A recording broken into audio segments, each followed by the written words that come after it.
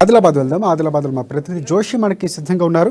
ఇక ముథోల్లో బలపడుతున్నటువంటి బీజేపీ అది స్పష్టంగా కనిపిస్తున్నటువంటి విషయం. ఎందుకంటే బీజేపీ ఆదిలాబాద్ వ్యాప్తంగా బలంగా ముందుకెళ్తున్నటువంటి పరిస్థితి, తన సత్తాను తన యొక్క బలాన్ని కూడా పెంచుకుంటూ జనాల్లోకి వెళ్తున్నటువంటి పరిస్థితి. ఈ నేపథ్యంలోనే అక్కడ కేంద్ర ప్రభుత్వ పథకాల ప్రచారం, అలాగే రాష్ట్ర ప్రభుత్వ వైఫల్యాలకు కూడా ప్రజలకు వివరించే ప్రయత్నం చేస్తున్నారు.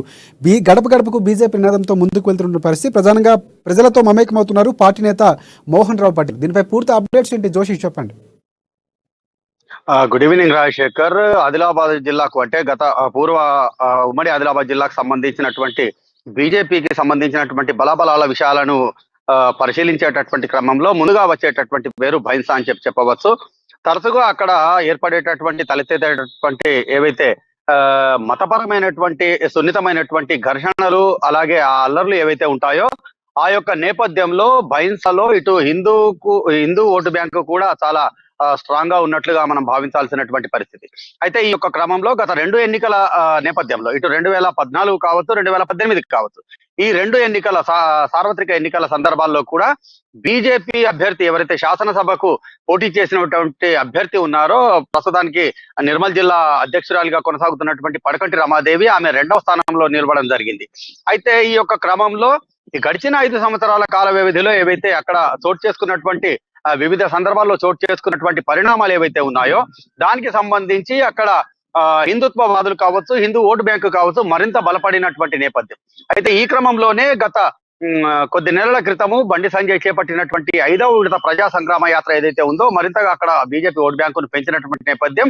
ఇప్పుడు అతి సన్నిహితంగా చేరువగా వచ్చినటువంటి నేపథ్యంలో మరింతగా బీజేపీకి ఊపు తెచ్చేటటువంటి క్రమంలో బీజేపీకి సంబంధించినటువంటి నియోజకవర్గ నేత ఎవరైతే భోస్లే మోహన్ రావు పటేల్ ఉన్నారో ఆయన ఆధ్వర్యంలో పల్లె పల్లెకు బీజేపీ, గడప గడపకు మోహన్ రావు పటేల్ అనేటటువంటి నినాదంతో కార్యక్రమం అంటే సుదీర్ఘమైనటువంటి యొక్క కార్యక్రమం చేపట్టడం జరిగింది. దీనిలో భాగంగా నిన్న కుంటాల మండలంలో సూర్యాపూర్ గ్రామంలోని రాజరాజేశ్వర ఆలయంలో స్థానిక ఎంపీ చేతుల మీదుగా ఈ యొక్క కార్యక్రమం ప్రారంభమైంది. అక్కడ ప్రత్యేక పూజలు అలాగే హనుమాన్ చాలీసా, సామూహిక హనుమాన్ చాలీసా పారాయణానంతరం ఈ యొక్క కార్యక్రమాన్ని ప్రారంభించడం జరిగింది. నిన్న ఉదయం నుండి మధ్యాహ్నం వరకు కొనసాగినటువంటి యొక్క కార్యక్రమంలో అదే మండలంలో సూర్యాపూర్ సమీప చుట్టుపక్కల గ్రామాల్లో కొనసాగినటువంటి ఈ కార్యక్రమము అటు తర్వాత సాయంత్రం మండలంలోని ఎలువతు కోడన అనేటటువంటి గ్రామాల్లో ఈ యొక్క కార్యక్రమం కొనసాగింది. ఈ రోజు కూడా అదే మండలంలోని పలు గ్రామాల్లో కొనసాగుతున్నటువంటి నేపథ్యం. ముఖ్యంగా ఇక్కడ చూసినట్లయితే భోస్లే మోహన్ రావు పటేల్ ఏదైతే కార్యక్రమం చేపట్టడం జరిగిందో దీంట్లో ప్రధానంగా కేంద్ర ప్రభుత్వం ద్వారా అంటే అమలవుతున్నటువంటి అభివృద్ధి సంక్షేమ పథకాలు, ప్రజలకు ఉపయుక్తమైనటువంటి పథకాలు ఏవైతే ఉన్నాయో వాటిని వివరిస్తూ అలాగే గతంలో ఈ బీఆర్ఎస్ ప్రభుత్వం ఇచ్చినటువంటి హామీల్లో నెరవేరకుండా అలాగే ఉన్నటువంటి పథకాల పైన వాళ్లకు ప్రజలకు వివరిస్తూ ఈ యొక్క యాత్ర కొనసాగుతోంది. అయితే దీనిలో భాగంగా కేంద్ర ప్రభుత్వం ద్వారా వివిధ రాష్ట్రాల్లో అమలవుతున్నటువంటి పథకాలు తెలంగాణలో అమలు కానటువంటి తీరు కూడా ఇక్కడ వివరిస్తున్నటువంటి నేపథ్యం. అయితే ఈ యొక్క పాదయాత్ర అంటే ఈ యాత్ర కొనసాగుతున్నటువంటి నేపథ్యంలో ప్రత్యేకంగా తయారు చేసినటువంటి ఏదైతే మెటీరియల్ ఉందో కేంద్ర ప్రభుత్వ పథకాలకు సంబంధించినటువంటి పూర్తి వివరాలతో కూడినటువంటి కరపత్రాలు అలాగే ఒక చిన్న బుక్లెట్ లాంటివి జనాలందరికీ వాళ్లకు పంపిణీ చేయడమే కాకుండా ఓరల్ గా కూడా వాళ్ళందరికీ కూడా పథకాలను వివరిస్తున్నటువంటి క్రమం. అయితే ఈ యొక్క యాత్ర కొనసాగుతున్నటువంటి క్రమంలో రోజు రోజుకు అంటే పూట కూడా జనాలకు సంబంధించినటువంటి స్పందన పెరుగుతున్నట్లుగానైతే తెలుస్తోంది. అయితే ఈ యొక్క జనానికి స్పందించినటువంటి ఈ యొక్క ఆదరణ ఏదైతే ఉందో ఈ క్రమంలో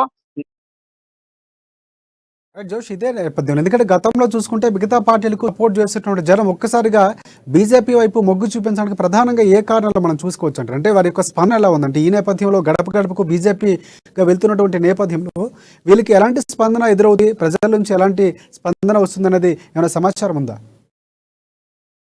వాస్తవంగా రాజశేఖర్ అక్కడ ముదోజకపుర వ్యాప్తంగా ఉన్నటువంటి జనాల్లో స్థానిక ఎమ్మెల్యే ఎవరైతే ఉన్నారో ఆయన పైన వ్యతిరేకత చాలా ఎక్కువగా ఉన్నట్లుగానే అక్కడి జనస్పందన చూసి తెలుస్తున్నటువంటి గతంలో 14లో కాంగ్రెస్ టికెట్ పైన గెలిచి టిఆర్ఎస్ లో జాయిన్ అయినటువంటి విఠల్ రెడ్డి అలాగే 2018లో టిఆర్ఎస్ టికెట్ పైన గెలుపొందినటువంటి విఠల్ రెడ్డి అటు ప్రభుత్వ సంక్షేమ పథక అమలుకు సంబంధించి ప్రత్యేక చొరవ కానీ శ్రద్ధ కానీ తీసుకోనటువంటి నేపథ్యం స్థానికంగా ఏళ్ల తరబడి నెలకొని ఏవైతే సమస్యలు ఉన్న వాటి పరిష్కారంలో కూడా చాలా నిర్లక్ష్యంగా వ్యవహరిస్తున్నారు అటువంటి ఆరోపణలు, అసంతృప్తి అయితే జనాల నుండి వ్యక్తమవుతున్నటువంటి నేపథ్యం.